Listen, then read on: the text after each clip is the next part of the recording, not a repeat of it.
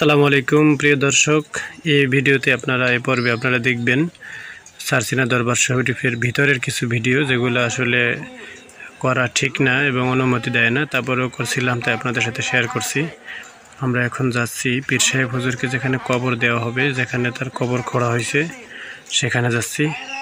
তার কবরের পাশে গিয়ে দেখব যে অনেক মানুষ দোয়া করতেছে। তারপরে আমরা একটু সামনে চলে গেলে দেখব তার এই অত্র ক্যাম্পাসের বিভিন্ন ভবন, দৃষ্টিনন্দন ভবন।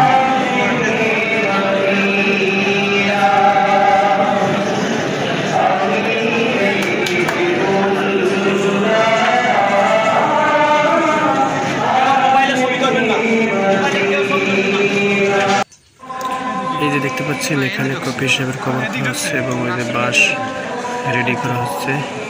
এটা হচ্ছে ছাত্রদের একটা আবাসিক ভবন এবং এখানে দৃষ্টিনন্দন অনেকগুলো ভবন আছে, আমরা সেগুলো আপনাদেরকে দেখাবো। এটা হচ্ছে সারসিনা দিনিয়ার সবথেকে আকর্ষণীয় ভবন, এই দুইটা 6 তলা করে। আসলে দেখার মতো একটা ভবন, আমরা দেখে অনেকে মুগ্ধ হয়েছি।